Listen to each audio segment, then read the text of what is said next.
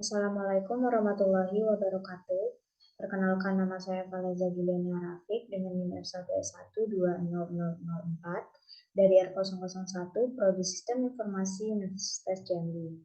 Baiklah, pada kesempatan kali ini saya akan mempresentasikan tugas mata kuliah ERP, yaitu menganalisa Enterprise Resource Planning, Supply Chain Management, dan Model Material Management pada perusahaan PT Pupuk Sriwijaya.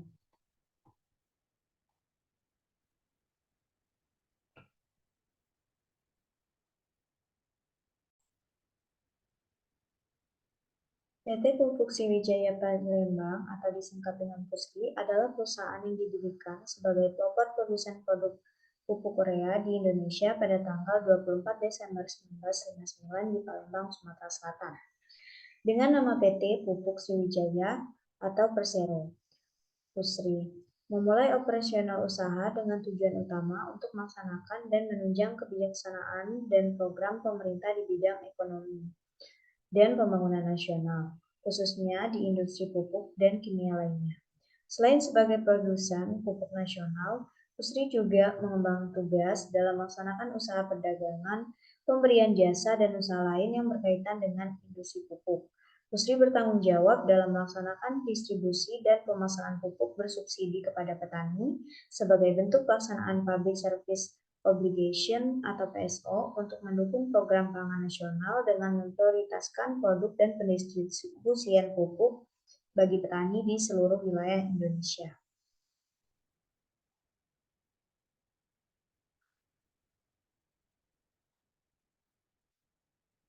Enterprise Resource Planning.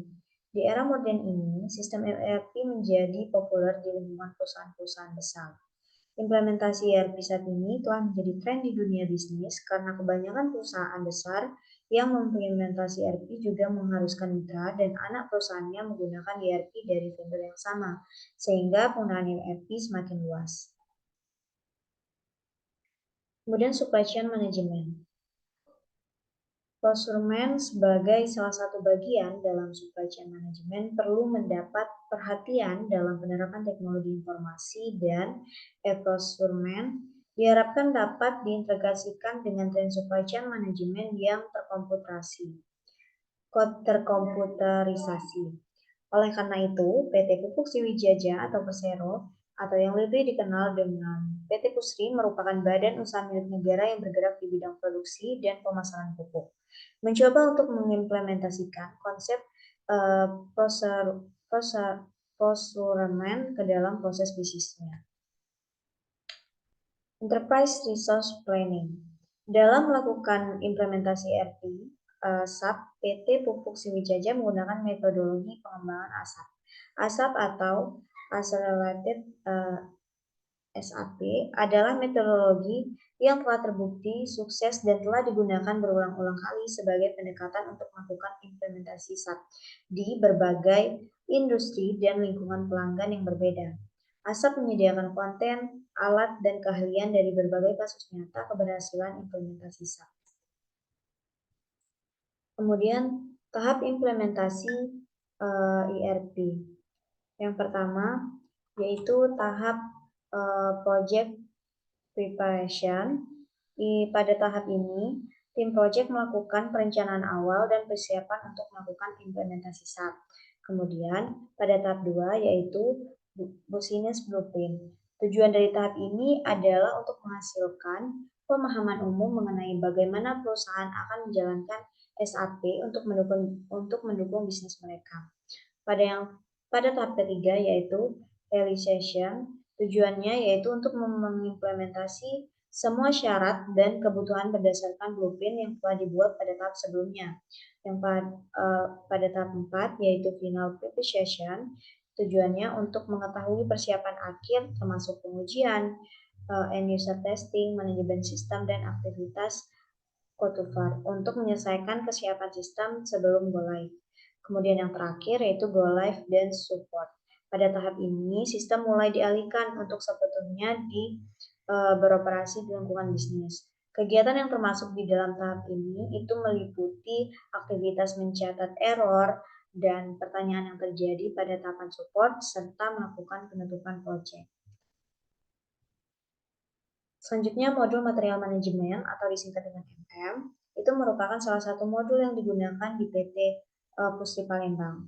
Modul ini berkaitan langsung dengan berbagai kegiatan operasional seperti pembelian barang dari supplier, penerimaan barang, hingga penyimpanannya. Modul material manajemen ini berisi banyak aspek fungsional SAP, termasuk purchasing, good receiving, material storage, consumption, basic planning, dan inventory.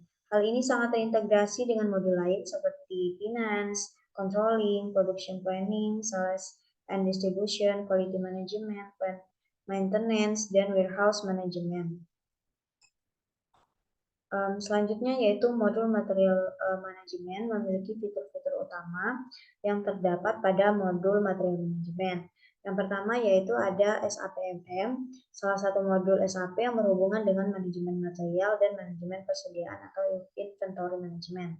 Yang kedua yaitu manajemen material adalah sebuah proses memastikan tidak ada kekurangan material atau kesenjangan dalam proses rantai pasok organisasi. SAP Manajemen Material mempercepat kegiatan pengadaan dan pengelolaan material, membuat bisnis berjalan lancar dengan waktu dan efisiensi biaya yang maksimal. Kemudian yang ketiga, modul material manajemen berkaitan dengan pengelolaan bahan, yaitu produk atau layanan, dan sumber daya suatu organisasi dengan tujuan mempercepat produktivitas dan mengurangi biaya. Pada saat yang sama, SAPM cukup serbaguna untuk mengakomodasi perubahan yang sering terjadi di lingkungan bisnis manapun. Kemudian yang keempat, itu berkaitan dengan proses pengadaan. Master data atau material dan vendor master, penentuan dan penilaian akun material, account determination dan valuation of material, manajemen persediaan, inventory management, verifikasi faktur atau invoice verification, perencanaan kebutuhan material, material requirement planning, dan lain-lain. Kemudian ada pun proses bisnis yang dilakukan oleh modul material manajemen, yaitu yang pertama yaitu purchase requisition, merupakan dokumen internal perusahaan yang digunakan untuk melakukan permintaan pembelian terhadap barang tertentu kepada departemen pengadaan sesuai dengan waktu yang telah ditentukan. Kemudian yang kedua yaitu vendor selection. Ini merupakan tahap pemilihan vendor yang disesuaikan dengan purchase requisition yang telah dibuat atau dikontrak pada sebelumnya. Kemudian yang ketiga yaitu purchase order. Ini dokumen permintaan formal yang digunakan perusahaan untuk melakukan pemesanan barang kepada vendor. Yang keempat yaitu notify vendor. Ini tahap di mana pihak perusahaan mengingatkan kepada supplier atau vendor mengenai pemesanan yang telah dilakukan. Kemudian yang kelima yaitu vendor shipment. Tahap ini di mana pihak supplier atau vendor mengirimkan barang atau material yang telah dipesan oleh perusahaan. Kemudian yang keenam yaitu good receipt. Ini tahap perpindahan posisi barang di mana perusahaan menerima barang yang telah dikirimkan oleh supplier ke dalam gudang serta mencatatnya di sistem. Yang ketujuh yaitu invoice receipt.